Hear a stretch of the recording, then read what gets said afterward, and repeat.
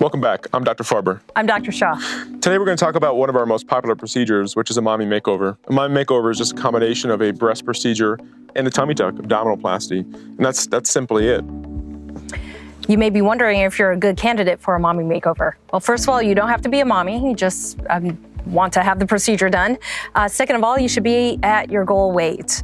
We sculpt your body to the body that you have. So if you gain significant amounts of weight or if you lose a lot of weight, then it may change the quality of your results. Now, you should be healthy. So if you do have medical problems, then they should be monitored by a primary care physician and your health should be optimized prior to surgery.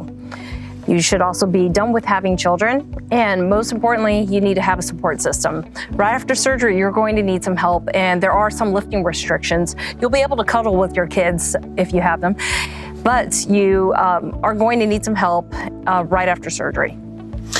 So let's jump right into tummy tucks or abdominoplasty. So what is that? So what it involves is an incision that's made very, very low, typically below the level of a C-section scar if you have one. But the scar is meant to hide in your bikini line. So if you're out wearing a two-piece bikini or even just underwear, that it hides very well. It's a very low scar and it's a very thin, straight line.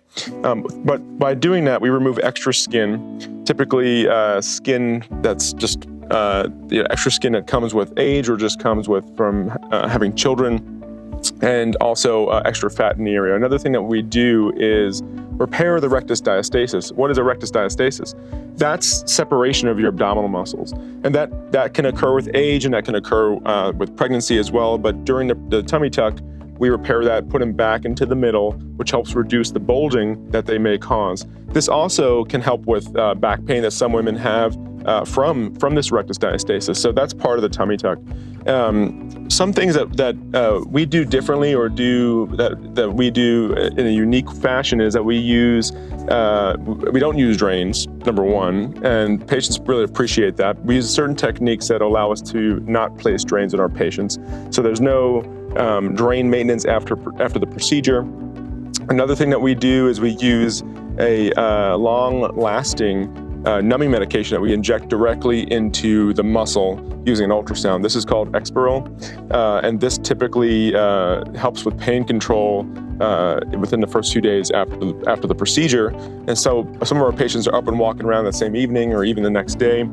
And lastly, one thing that we really find important for our patients is making the belly button look natural. A telltale sign of a tummy tuck is a weird-looking belly button. And you can see that all over the place. And one thing that we take pride in is making the belly button look as natural as possible. For the breast surgery, as part of a mommy makeover, it's basically anything that involves the breast. So it can be an augmentation, it can be a lift, it could be a reduction, and it could even be a revision. So an augmentation is making bigger what you already have. So it's going to be the breast that you have, but larger. After pregnancy and after breastfeeding, many people do have deflation of the breast. So usually the upper pole of the breast is deflated, and with an implant or even fat grafting up to a point, you can have fullness back at the top of the breast. For a lift, if the breasts have dropped, then lifting up the breast can bring it back onto the chest wall. The thing that a lift only does not do is fill up the upper pole. It can make it better, but it won't totally fill that out. So if you're wanting upper pole fullness, then usually an implant is indicated, or we can do fat grafting along with the lift. So those two things can be combined, and we do them in one stage. If you want a reduction, we can also do the reduction at that same time. You can also do an implant with a reduction if you want the upper pole fullness. And finally, if you've had an augmentation in the past, a lift, a reduction, anything before you had kids and the results got thrown off because of breastfeeding or just pregnancy itself, then we can do a revision to get your breasts looking back to the way that you want them to look.